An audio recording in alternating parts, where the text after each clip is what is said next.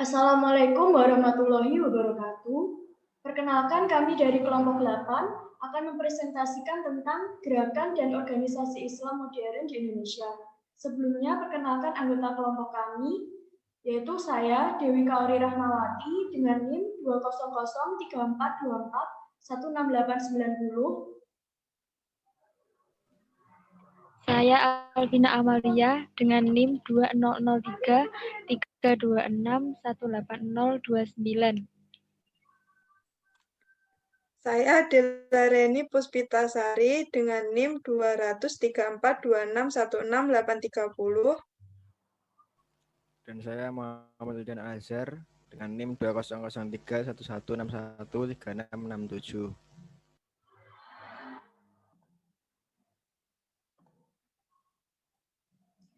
Kompetensi dasar pada bab ini adalah setelah mengikuti perkuliahan ini, mahasiswa diharapkan dapat 1.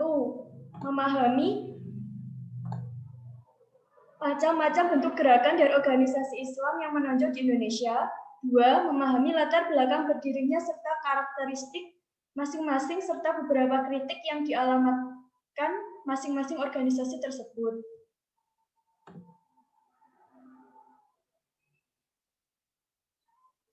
Peta konsep pada bab 11 ini adalah kita akan mempelajari mengenai organisasi Islam, yaitu yang pertama Muhammadiyah, yang kedua Nahdlatul Ulama, yang ketiga Salafi, dan yang terakhir Hizbut Tahrir.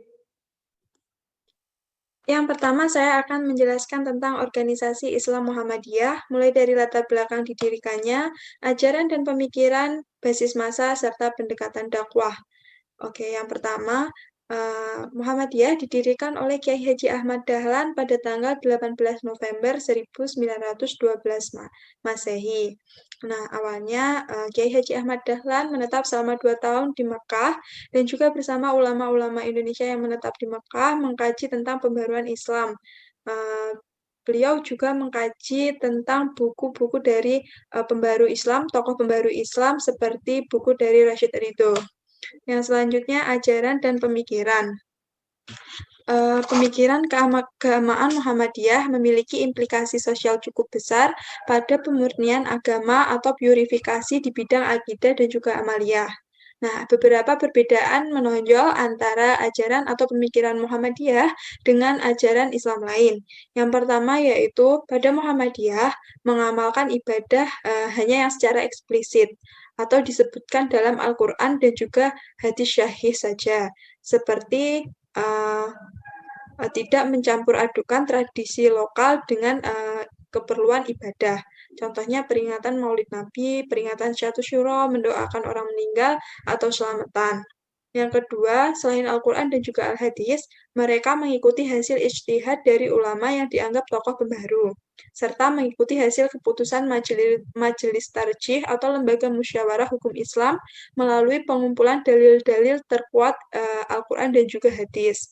Yang ketiga, segala hal baru mengenai ibadah yang tidak pernah dilakukan oleh Rasulullah adalah dianggap bid'ah atau membuat syariat baru yang terlarang dalam agama. Dari beberapa ajaran tersebut, organisasi Muhammadiyah mendapatkan beberapa kritik dari masyarakat lain, seperti Muhammadiyah memiliki kaderisasi kompetensi keulamaan yang dianggap lamban. Yang kedua, minim lembaga pencetak kader keulamaan yang solid seperti pesantren.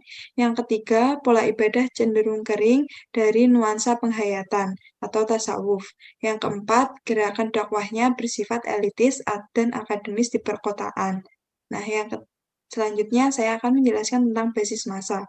Lebih dari 25 juta Muslim Indonesia adalah pengikut Muhammadiyah dan basis sosialnya adalah sekolah modern, para pedagang, penduduk kota, para petani, mencakup wilayah Jawa maupun luar Jawa.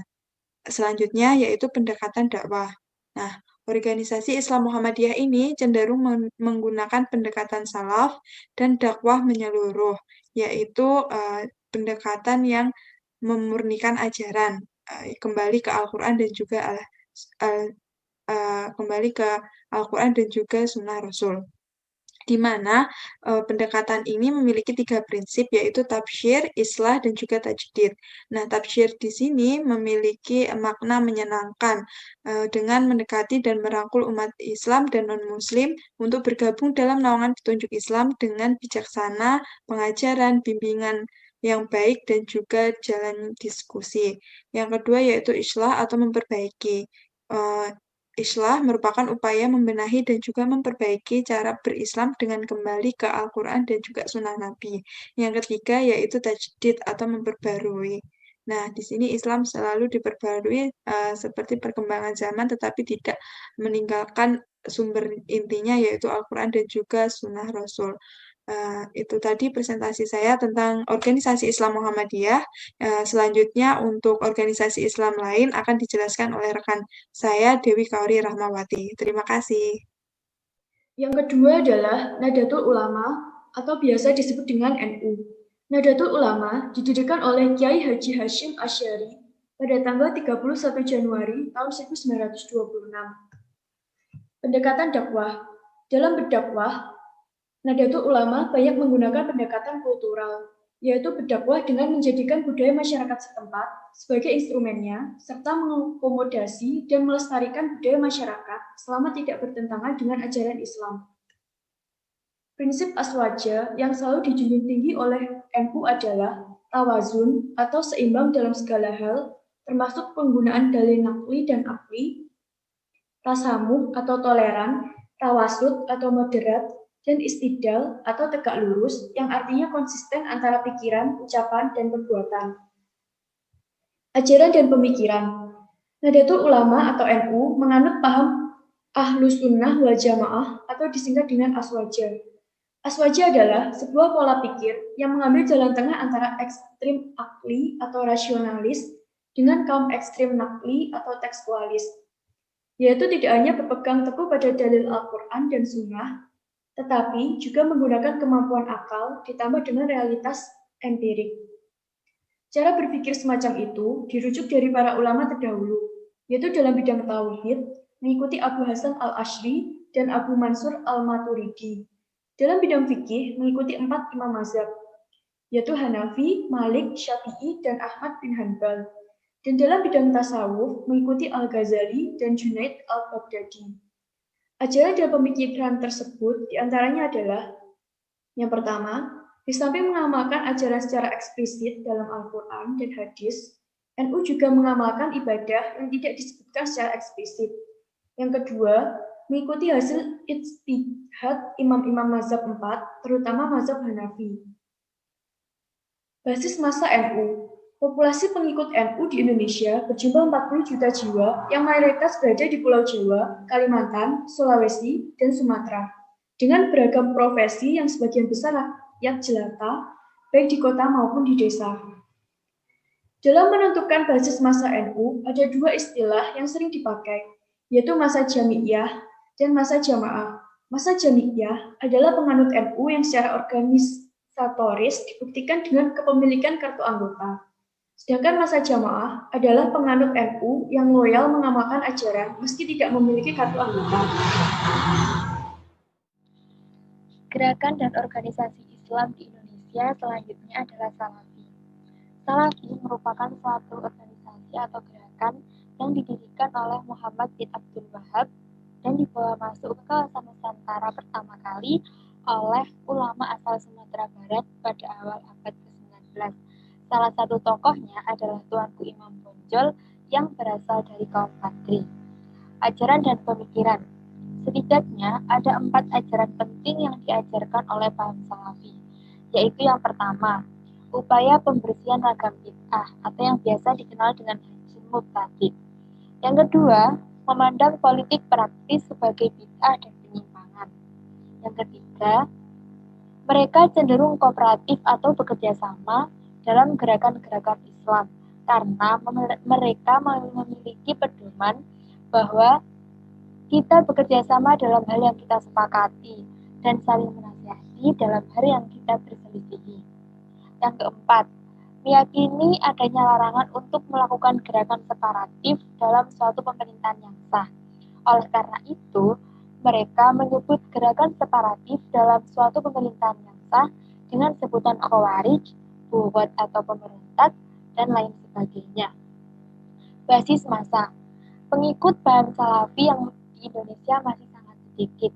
Pada umumnya, mereka merupakan alumni dari pesantren atau majelis taklim di mana pengasuhnya atau ustadz-ustadzahnya merupakan tamatan sekolah dari Timur Tengah atau tamatan dari lembaga Timur Tengah yang ada di Indonesia seperti Libya atau lembaga ilmu pengetahuan Islam dan Arab yang terletak di Jakarta. Pendekatan dakwah. Untuk urusan agama, tidak ada istilah kompromi dalam paham Salafi. Apa yang dianggap tidak benar menurut dalil Al-Quran dan Sunnah secara tegas ditolak.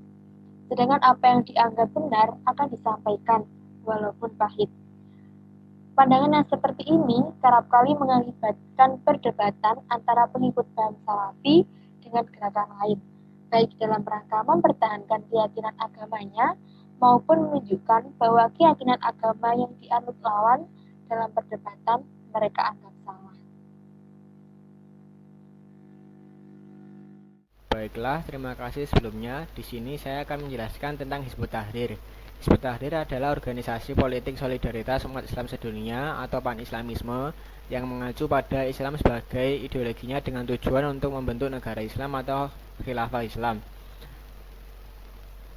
Hizbut Tahrir sendiri didirikan oleh Taqiyuddin An-Nabhani pada tahun 1953 di Al-Quds, Palestina, dengan tujuan untuk menegakkan syariat Islam dalam setiap aspek kehidupan dan mengupayakan berdirinya negara Islam global atau khilafah yang dipimpin oleh seorang khalifah. Hizbut Tahrir sendiri memiliki kantor pusat yang berada di Beirut, Lebanon, dan diperkirakan memiliki jutaan pengikut di seluruh dunia.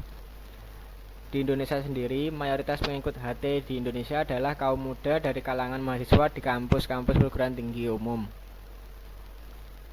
Namun, pemerintah Indonesia secara resmi telah membubarkan Hizbut Tahrir Indonesia pada tanggal 19 Juli 2017 dengan alasan karena ideologi yang mereka bawa bersimpangan dengan ideologi Pancasila dan dinilai akan menodai demokrasi di Indonesia.